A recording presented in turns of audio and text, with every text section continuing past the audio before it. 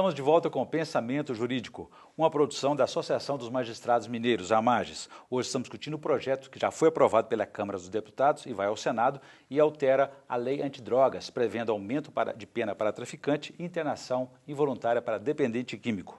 O nosso entrevistado é o juiz auxiliar da comarca de Ipatinga, no leste mineiro, Tiago Gandra, que responde pela primeira vara criminal desta comarca.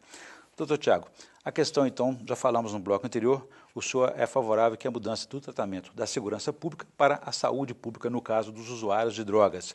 E na questão do direito, num ambiente jurídico, o senhor acredita que deveria também ser tratado por outra área do direito que não o penal?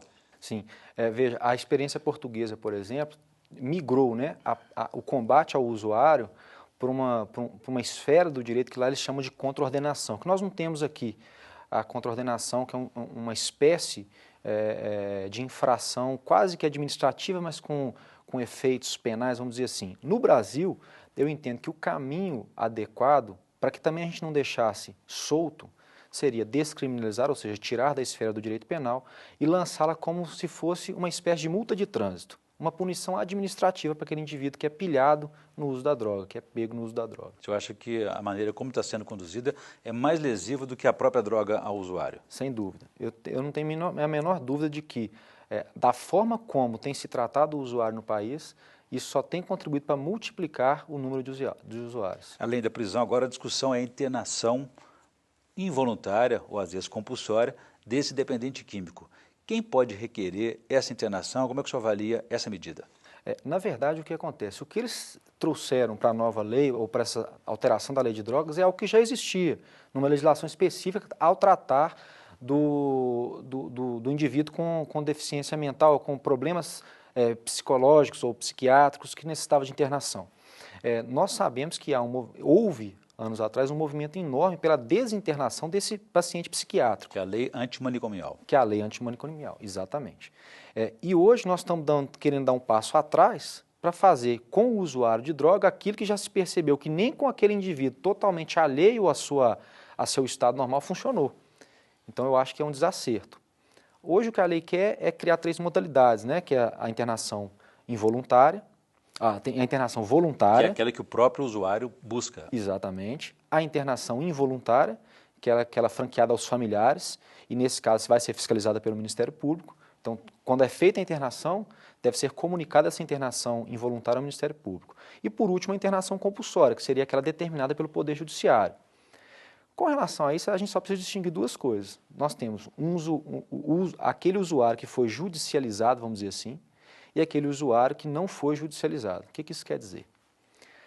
O judicializado é aquele usuário que foi pego no uso da droga, em flagrante e tudo, e ele precisa responder perante a sociedade. É um processo criminal paralelo. Hoje é o que nós temos. O que eu defendo é a ideia de termos aí uma infração administrativa, como se fosse uma multa de trânsito. Esse indivíduo poderia até se admitir como punição, caso ele não cumpra as medidas que forem determinadas, uma internação compulsória.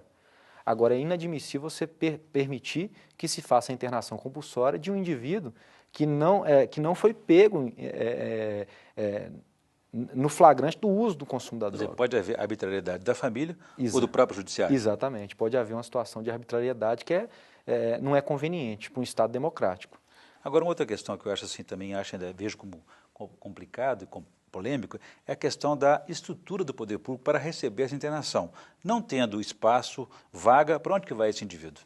E isso é um outro problema gravíssimo, porque se a gente não consegue espaço para o bandido, vamos dizer assim, para o criminoso, para aquele que precisa ser recolhido, e hoje nós temos milhares de movimentos para desinternar, tirar esse indivíduo do sistema prisional, justamente porque não tem mais espaço, você acha que nós teremos uma preocupação do poder público em relação ao usuário? É difícil. A única saída que eu acho, Orion, é a municipalização desse tratamento. É o repasse de verba federal para que os municípios possam criar unidades municipais de apoio, de atendimento. Há quem veja nisso um lobby pesado também da área privada, onde a internação vai crescer bastante, esse ramo aí do tratamento. Sem dúvida nenhuma. Clínico. Aí, né? Você sabe bem, é lógico, que a gente aqui não pode se arvorar ou arriscar qualquer comentário, mas corre-se a notícia de que dos maiores interessados na descriminalização do uso de drogas é a indústria do tabaco.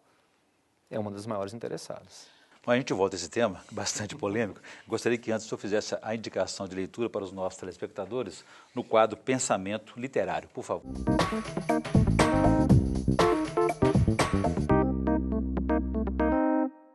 Eu vou indicar 2 livros, um deles relacionado ao nosso tema e um deles que eu acho uma leitura imperdível para qualquer cidadão brasileiro. Para relaxar, né? O livro, vamos primeiro no Aborrecido, que é o livro aí do nosso tema Que é do específico. trabalho, né? O nosso tema trata da discriminação do uso de drogas. E muito do que eu disse aqui, muito do que eu escrevi, dos artigos que eu publiquei envolvendo essa situação, você encontra no livro do professor Jorge Quintas, é um professor português, e ele fez um estudo minucioso, estudos empíricos com relação, e avaliou estudos empíricos com relação ao uso de droga na Europa e no mundo. Então o livro chama Regulação Legal do Consumo de Drogas, Impactos da Experiência Portuguesa da Descriminalização. É da editora Fronteira do Caos. E a outra indicação? A outra indicação é o Grande Sertão Veredas, do Guimarães Rosa, que eu acho que é uma leitura imperdível, uma viagem pelo interior, principalmente do nosso estado, e que eu acho que é imperdível conhecer, pela linguagem de Guimarães Rosa, o estado de Minas Gerais, que é um estado tão rico. Eu que passei por Monte Azul e já fui agora para Nanuque, Patinga, já no cenário já esteve exatamente no cenário da história. Boas indicações e realmente, como você disse, é imperdível. E quem não leu ainda terá a grande oportunidade de ter Sem dúvida nenhuma. De conhecer esse livro. Bom, voltando à questão das drogas aqui, doutor Tiago, gostaria que o senhor avaliasse o perfil do traficante, aquele que é preso. Eu tenho um dado aqui que aponta assim, que a maioria é de homens jovens entre 18 e 29 anos e que a maioria é de negros e pardos. Gostaria que o senhor comentasse também, tem baixa escolaridade, gostaria que o senhor comentasse esse perfil. Esse perfil condiz exatamente com a realidade. É o que nós encontramos todos os dias nas varas criminais do Estado. Eu tive a oportunidade de trabalhar também na vara criminal de Ponte Nova. À época era vara única, né, criminal e execução penal, e essa era a nossa população. E em Ipatinga, exatamente a mesma coisa. Não são só eles. Há casos de traficantes, inclusive grandes empresários, médicos, dentistas. Que nunca são flagrados, né? Nunca são flagrados. Que ele usa realmente esses meninos para ficar na ponta do atendimento muitas vezes crime, sim, né? Mas muitas vezes é porque são indivíduos que trabalham num outro nicho de mercado, vamos dizer assim, né? Na alta sociedade das pequenas cidades, que a gente sabe que existe, e as pessoas sabem do consumo, só que dificilmente a polícia vai importunar esses indivíduos. Muito bem. Eu conversei aqui com o juiz Tiago Graziani Gandra, que é juiz auxiliar da comarca de Ipatinga, no leste mineiro, onde ele responde pela primeira vara criminal. E conversamos aqui sobre o projeto que já foi aprovado pela Câmara dos Deputados, vai ao Senado e a sanção da presidente Dilma Rousseff, ou não, e sobre a mudança na lei antidrogas, que prevê aumento de pena para traficantes e internação involuntária para dependentes químicos. Doutor Tiago, obrigado pela entrevista. Foi um prazer recebê-lo aqui no Pensamento Jurídico. O prazer foi todo meu, muito obrigado. Eu que agradeço. Ficamos por aqui. Se você quiser participar do Pensamento Jurídico, escreva para pensamento@amages.com.br. Obrigado e até a próxima.